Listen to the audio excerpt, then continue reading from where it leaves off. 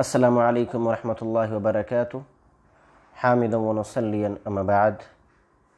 وقال النبی صلی اللہ علیہ وسلم لا تصوموا حتى تروا الهلال ولا تفطروا حتى تروه فإن غم عليكم فاقدروا له رواہ البخاری۔ محترم ناظرین، ہم اور آپ شعبان کے مہینے کو مکمل کرنے والے ہیں اور اللہ کے فضل و کرم سے ہم اور آپ رمضان المبارک کے مہینے میں اب داخل ہونے ہی والے ہیں۔ ہم اللہ سے دعا کرتے ہیں کہ اللہ تعالی ہم سب کو رمضان المبارک کے مہینے کے اندر خصوصی طور پر اللہ رب العالمین کی عبادت کرنے کی ہمیں اللہ توفیق دے، اللہ کو راضی کرنے کی اللہ ہمیں توفیق دے، اپنے گناہوں سے استغفار اور اپنے گناہوں کی معافی حاصل کرنے کی بھی اللہ ہمیں توفیق عطا فرمائے، آمین۔ محترم حاضرین، یہ بہت ہی بابرکت مہینہ ہم اور آپ کے اوپر سایہ فگن ہونے والا ہے،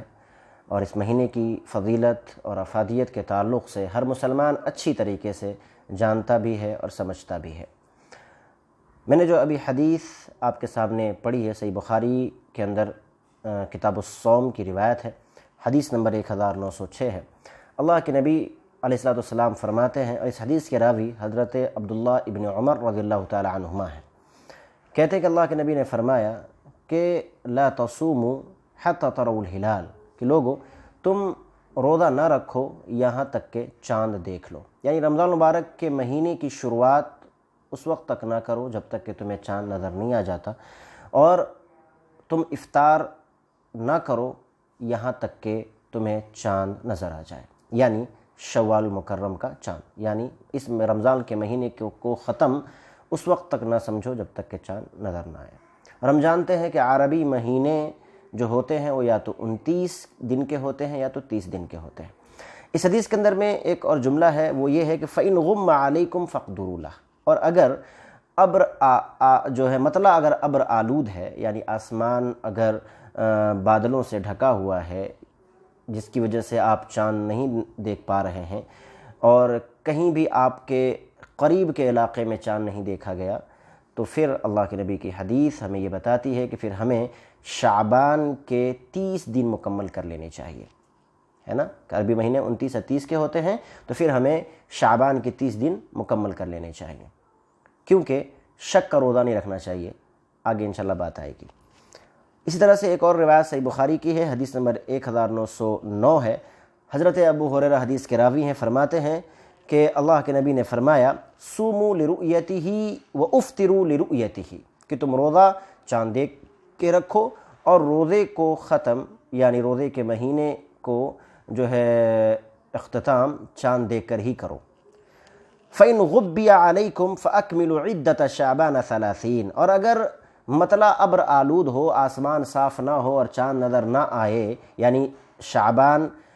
کے 29 کو چاند نظر نہ آئے یا رمضان مبارک کے 29ویں تاریخ کو چاند نظر نہ آئے، تو پھر یہ کہا گیا کہ تم دن پورے کر لو، یعنی 30 دن مکمل کر لو۔ یعنی اس حدیث کے اندر میں خاص طور سے شعبان کا تذکرہ کیا گیا کہ اگر تم رمضان مبارک کا چاند دیکھ رہے ہو اور تمہیں 29 شعبان کو چاند نظر نہیں آتا ہے ابر آلود ہونے کی وجہ سے، یعنی آسمان صاف نہ ہونے کی وجہ سے، تو پھر تمہیں چاہیے کہ تم شعبان المعظم کے 30 دن مکمل کر لو۔ میرے بھائیو، بات بالکل واضح ہے کہ اگر چاند نظر آتا ہے تو ہمیں روزہ رکھنا ہے، اور چاند نظر نہیں آتا ہے تو روزہ نہیں رکھنا ہے، اور اختلاف اگر ہو جائے تو ہمیں شک کا روزہ نہیں رکھنا چاہیے۔ بہت سے لوگ جو ہے کچھ لوگ ادھر ادھر کی باتیں سن لیتے ہیں اور اس پر اعتماد کر لیتے ہیں، جبکہ یقین کی حد تک کچھ بات نہیں ہوتی، اور وہ روزہ رکھ لیتے ہیں۔ کچھ لوگ روزہ رکھتے ہیں، کچھ لوگ روزہ نہیں رکھتے ہیں۔ تو اللہ کے نبی صلی اللہ علیہ وسلم بیان کرتے ہیں، صلہ بن ظفر رضی اللہ تعالیٰ عنہ کہتے ہیں کہ ایک دفعہ ہم لوگ حضرت عمار بن یاسر رضی اللہ تعالیٰ عنہ کے گھر موجود تھے، کنا عند عمار فی اليوم الذی یشک فیہ، کہ ہم لوگ ایک دن حضرت عمار بن یاسر کے گھر موجود تھے اور وہ شک والا دن تھا، یعنی وہ دن تھا جس میں لوگوں کو روزہ رکھنے کے تعلق سے شک ہو رہا تھا کہ روزہ رکھیں یا نہ رکھیں، یعنی چاند میں اختلاف تھا کہ 29 کو چاند نکلا یا نہیں نکلا، اس لیے لوگوں کے درمیان اختلاف ہو رہا تھا۔ تو کہتے ہیں کہ اسی درمیان فَأَتَى بِشَاةٍ فَتَنَحَّى بَعْضُ الْقَوْمِ، اسی درمیان ان کے سامنے ایک بکری جو ہے پکی پکائی ان کے سامنے رکھی گئی کھانے کے لیے، تو فَتَنَحَّى بَعْضُ الْقَوْمِ، تو بعض لوگوں نے کھانے سے اعراض کیا، انکار کر دیا، یعنی انہوں نے کہا کہ ہم روزے سے ہیں۔ فقال عمار، تو عمار رضی اللہ تعالی عنہ نے کہا من صام هذا اليوم فقد عصى ابا القاسم صلی اللہ علیہ وسلم، جس کسی نے شک کے دن کا روزہ رکھا اس نے ابا القاسم، ہم جانتے ہیں کہ ابا القاسم اللہ کے نبی صلی اللہ علیہ وسلم کی کنیت ہے، تو کہتے ہیں کہ فقد عصى ابا القاسم، تو اس نے ابا القاسم یعنی اللہ کے نبی صلی اللہ علیہ وسلم کی نافرمانی کی۔ یہ حدیث سنن نبی داؤد کی حدیث نمبر 2334 کے اندر موجود ہے، اور سنن ترمذی کے اندر بھی یہ حدیث نمبر 686 کے اندر میں موجود ہے۔ تو میرے بھائیو، یہ بات بالکل واضح ہو گیا کہ ہمیں شک کا روزہ نہیں رکھنا چاہیے، چاند دیکھ کے ہمیں روزہ رکھنا چاہیے۔ اسی طریقے سے ایک سوال یہ بھی پیدا ہوتا ہے کہ اگر چاند دیکھنے کے اعتبار سے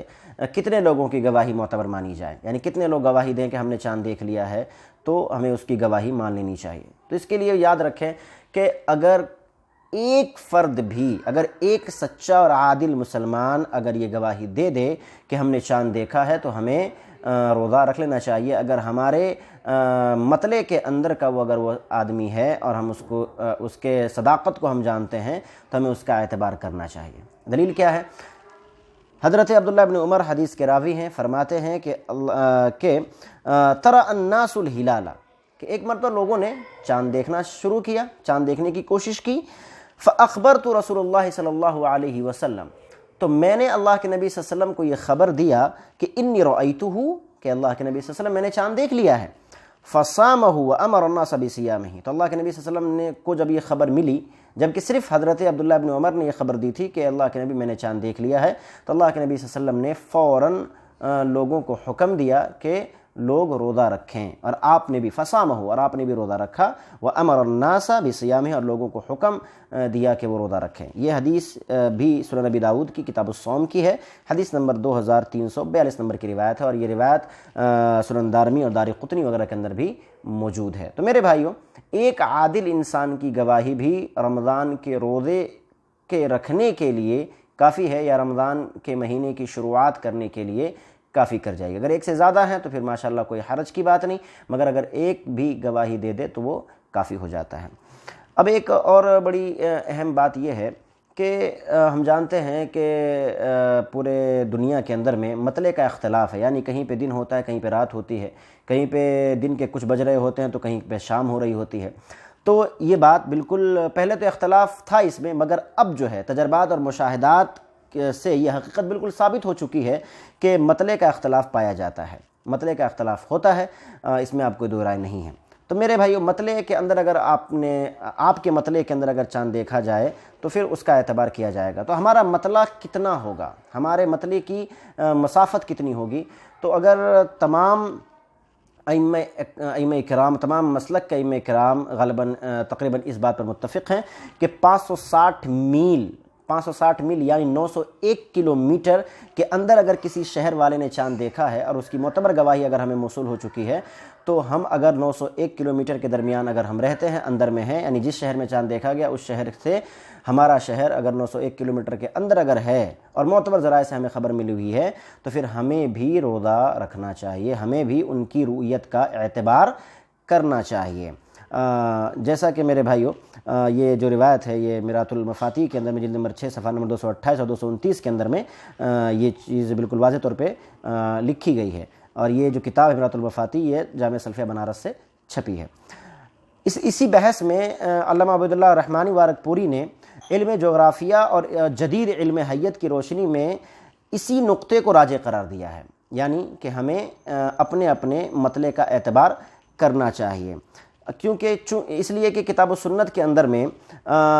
قریب اور دور کے لیے کہ ہمارا مطلع کتنا ہوگا اور کتنے کلومیٹر کے بعد ہمارا مطلع شمار نہیں ہوگا، واضح طور پر کتاب و سنت میں اس کی کوئی نصوص نہیں ملتے، کوئی دلیل نہیں ملتے۔ اسی لیے ہمیں علم جغرافیہ اور علم حیت پر ہی اعتماد کرنا پڑے گا۔ تو میرے بھائیوں، اور اسی موقف کو جو عبید اللہ رحمانی مبارک پوری رحمۃ اللہ علیہ نے جو بیان کیا ہے، جو میں نے بتایا کہ 560 کلومیٹر یعنی 560 میل یعنی 901 کلومیٹر بنتے ہیں، تو اسی موقف کو بھی علماء احناف نے بھی اختیار کیا۔ تقریباً تمام بڑے محدثین اور بڑے بڑے علماء کرام اور اکثر مسالک کے لوگوں نے اسی کا اعتبار کیا ہے کہ اگر 560 میل کے اندر میں اگر کہیں چاند دیکھا جاتا ہے یعنی 901 کلومیٹر کے اندر میں، تو یہ ہمارا اپنا مطلع شمار ہوگا اور اس کا ہم اعتبار کریں گے۔ اور علماء احناف نے بھی اسی موقف کو اختیار کیا ہے، جسے عبید اللہ رحمانی مبارک پوری رحمۃ اللہ علیہ نے بالکل شرح و بسط کے ساتھ بیان کیا۔ اگر حوالے کے لیے دیکھیں گے تو 3-4 مئی 1967 کو مجلس تحقیقات شرعیہ ندوۃ العلماء لکھنؤ نے ایک فقہی سیمینار کا انعقاد کیا تھا، جس میں مختلف مکاتب فکر کے لوگوں کو اور ان کے علماء کو انہوں نے بلایا تھا، اور باضابطہ جو ہے بحث و مباحثہ کے بعد تمام تر نصوص کو سامنے رکھتے ہوئے، تمام تر چیزوں کو دیکھتے ہوئے، اور تمام علماء نے آپس میں بحث و مباحثہ کرنے کے بعد اس بات پر متفق ہوئے کہ اختلاف مطالع پایا جاتا ہے، یعنی مطلع مختلف ہوتا ہے، کہیں پہ دن تو کہیں پہ رات ہوتی ہے، کہیں پہ دن کے 12 بج رہے ہوتے ہیں تو کہیں پہ شام ہو رہی ہوتی ہے، تو یہ بالکل پایا جاتا ہے۔ تو ایسا مطلب نہیں ہے کہ اگر آج ہم نے یہاں پہ چاند دیکھ لیا اور کہیں پہ دن کے 12 بج رہے ہیں تو وہ لوگ بھی چاند کا اعتبار کریں گے اور وہاں بھی چاند دکھ جائے گا، یا وہاں کے لوگ بھی مغرب کی نماز پڑھیں گے ظہر کے وقت میں، ایسا نہیں ہے۔ جہاں پہ جو وقت ہوگا اسی وقت کا اعتبار کیا جائے گا۔ تو انہوں نے بالکل تمام علماء نے متفق ہو کر یہ فیصلہ کیا کہ اختلاف مطالع پایا جاتا ہے، اور اس کے مطابق ہمارے مطلع کے اندر میں جو اگر لوگ چاند دیکھتے ہیں تو ہم اس کا اعتبار کریں گے۔ میرے بھائیوں، اس طرح سے ایک آخری بات اور بتا دوں کہ اگر ہم چاند دیکھتے ہیں تو چاند دیکھنے کے بعد ہمیں چاہیے کہ ہم ادھر ادھر کی باتیں کرنے کی بجائے اور رسمی مبارکباد دینے کی بجائے ہمیں چاہیے کہ جو ہمیں اسلام نے تعلیم دی ہے، اللہ کے نبی نے تعلیم دی ہے، اس کو ہم اپنائیں۔ اللہ کے نبی نے ہمیں کہا ہے، طلحہ بن عبید اللہ حدیث کے راوی ہیں، کہتے ہیں کہ بے شک اللہ کے نبی صلی اللہ علیہ وسلم نبی صلی اللہ علیہ وسلم بے شک نبی صلی اللہ علیہ وسلم جو ہے جب چاند دیکھتے تو یہ کہتے اللہم اہللہ علینا بالیمن والایمان والسلامۃ والاسلام ربی وربک اللہ۔ یہ سنن ترمذی کی روایت ہے، حدیث نمبر 3451 ہے، اور علامہ البانی نے اس حدیث کو صحیح قرار دیا ہے۔ اس دعا کا کیا معنی ہے؟ اس دعا کا معنی یہ ہے کہ اے اللہ، اس ہلال کو ہمارے لیے برکت والا اور ایمان والا بنا، یعنی برکت اور ایمان کا ذریعہ ہمارے لیے اس چاند کو بنا، والسلامتی والاسلام، اور اس چاند کو ہمارے لیے سلامتی اور اسلام کا ذریعہ بنا، ربی و ربک اللہ، یعنی ہم چاند سے اب یہ کہہ رہے ہیں کہ اے چاند، میرا اور تمہارا رب اللہ ہے۔ تو میرے بھائیوں، یہ دعا پڑھنی چاہیے، ادھر ادھر کی باتیں رسمی مبارکباد دینے کی بجائے ہمیں یہ دعا کا اہتمام کرنا چاہیے۔ اللہ تعالیٰ سے دعا ہے کہ اللہ تعالیٰ ہم سب کو نیک عمل کرنے کی توفیق دے، اور یہ جو آنے والا مہینہ ہے، اللہ تعالیٰ اس مہینے میں ہمیں خوب جو ہے عبادات اور جو ہے صدقہ و خیرات کرنے کی اللہ ہمیں توفیق عطا فرمائے۔ اللہ رب العالمین ہمارے لیے اس مہینے کو ایسا بابرکت بنائے کہ جو وبا آج ہمارے اور آپ کے درمیان پھیلی ہوئی ہے، اللہ تعالیٰ اس رمضان کے مہینے کی برکت سے اس وبا کا بھی خاتمہ فرمائے، آمین۔ السلام علیکم ورحمۃ اللہ وبرکاتہ۔